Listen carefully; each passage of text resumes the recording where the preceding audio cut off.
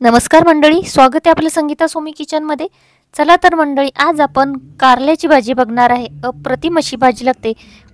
मंडळी, तुमच्यापैकी बऱ्याच जणांना कारल्याची कडू भाजी आवडत नसेल ना, म्हणूनच इथे मी ही थोडीशी वेगळ्या पद्धतीची भाजी दाखवलेली.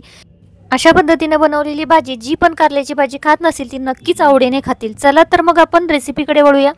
इथे आता मी 2 कारली घेतलेली आहेत. ही गावरान कारली आहेत. शक्यतो कारली आहे ती हिरव्या रंगाची घ्यावीत, म्हणजे काय होतं की चवीला पण टेस्टी लागतात आणि पौष्टिक पण असतात. आता आपण सुरीच्या साहाय्याने याचे काठी आहेत ते थोडे थोडे वरचे काढून घ्यायचे, जास्त काढायचे नाहीत. एकदम हलक्या हाताने वरची टोकं आहेत ना, काट्यासारखे असं थोडंसं हे असतं तर ते काढून घ्यायचं आहे बघा अशा पद्धतीने. आणि त्याची टोकं सुरुवातीची आहे ती मी थोडी कट करून घेतलेली. आता आपण ही किसून घेऊया.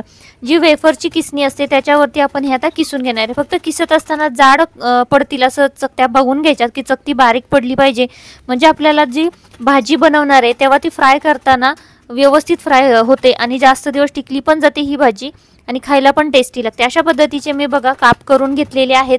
थोडेसे पातळ असे काप करून घ्यायचे. आता आपण ही सगळी दोन्ही कारली आहेत ती कट करून घेतलेली आहेत. अशा पद्धतीच्या चकत्या त्याच्या झालेल्या आहेत. आता आपण काय करूया, त्याच्यामध्ये ज्या बिया काही पडलेल्या आहेत अर्धवट, तर त्या आपण एक बाजूला काढून घेऊया.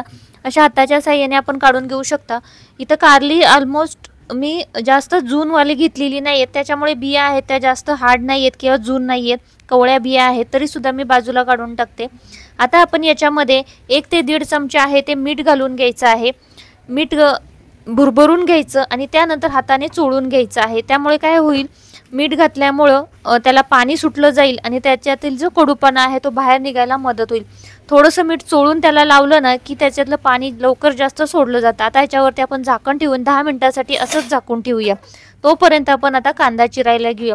इथं मीडियम आकाराचे मी 2 कांदे घेतलेले. तिथं कांदा थोडा जास्त प्रमाणात वापरायचा आहे, कारण कारलं आहे ते कडू लागतं. तुम्ही कसंही करा, कितीही त्याला पिळून काढलं तरी सुद्धा कडू लागतं, त्यात कडूपणा असतो. त्यामुळे इथं कांद्याचा वापर थोडा जास्त करायचा आहे. आता इथं कांदा तुम्ही बारीक कापून घेतला तरी चालेल. इथे मी उभा कापून घेतलेला आहे, बारीक कापला तरीही चालू शकतो. अशा पद्धतीनं कांदा कट करून घेतला. त्यानंतर एक पसरट तवा घेतलेला आहे. हा चपातीचा तवा घेतलेला आहे. तुम्ही एखादा पॅन घेतला तरीही चालू शकत.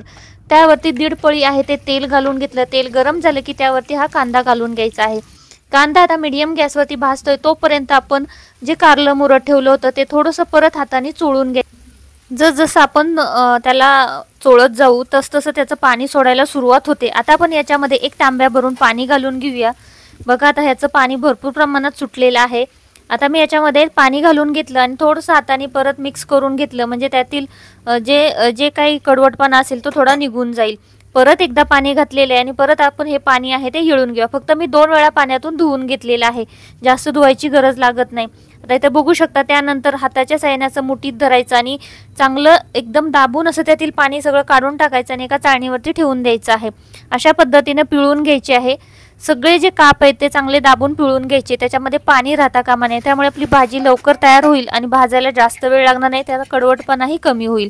आता इथं कांदा भाजत आलेला आहे. याच्यामध्ये आता आपण गरम मसाले ॲड करून घेऊया. याच्यामध्ये आता आपण सुरुवातीला आहे ते कांदा भाजल्यानंतर, म्हणजे थोडासा अर्धवट भाजत आला ना की गरम मसाले घालायचे, जास्त एकदम सोनेरी रंगापर्यंत भाजायचा नाही कांदा. याच्यामध्ये मी 1.5 चमचा आहे ते लाल तिखट घातलेलं आहे.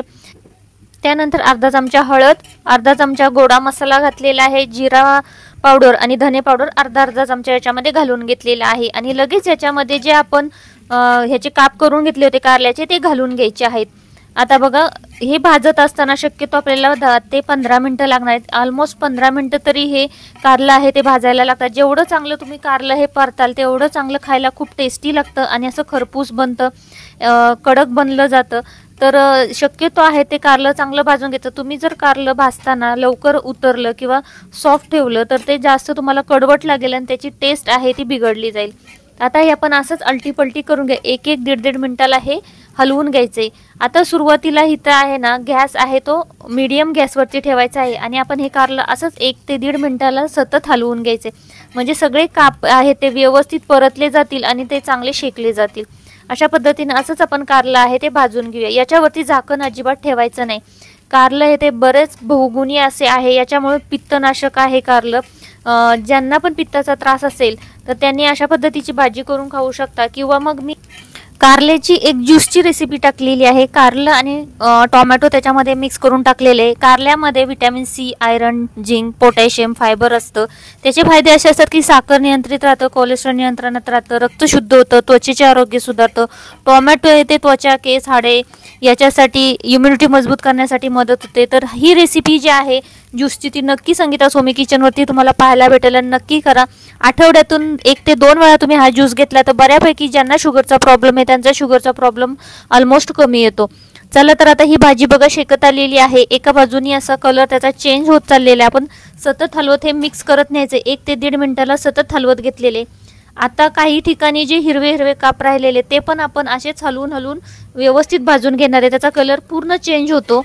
आता इथे बघू शकता कलर चेंज झालेले आणि ते कोरडे होत चाललेले। त्याच्यावरती आपण अजिबात झाकण ठेवलेलं नाही किंवा पाणी घातलेलं नाहीये। आता याच्यावरती मी फ्रेश कोथिंबीर घालते आणि अजून 5 मिनिटं आपल्याला ही भाजी आहे ती अशीच परतून घ्यायची आहे। फक्त परतत असताना भाजी आहे ती अशी थोडी मोकळी करून परतायची आहे। तव्यावरती पूर्णपणे मोकळी करायची आहे म्हणजे लवकर परतली जाईल आणि जास्त वेळ लागणार नाही आणि चांगली परतली जाईल। त्यामुळे काय होतं भाजी एकदम कुरकुरीत छान लागते। आता इथं मी 1 चमचावर तेल घालून घेतलेले आणि गॅस आता मी एकदम स्लो करून घेतलेला आहे कारण की आता ऑलमोस्ट आपली भाजी परतलेली आहे। आता 2-3 मिनिटं अजून परतायची आहे। तर आपण काय करूया गॅस एकदम बारीक करून घ्यायचा आहे आणि सतत हलवायचा आहे। आता बघा याचा कलर चेंज झालेला आहे, एकदम सोनेरी रंग आलेला आहे आणि जे कारल्याचे काप होते ते असे कुरकुरीत तयार झालेले आहेत। आता आपण असंच हलवून घेऊया। आता इथं मी मीठ चेक करून घेते आणि थोडंसं मीठ लागणार असेल तर याच्यामध्ये ॲड करायचं आहे।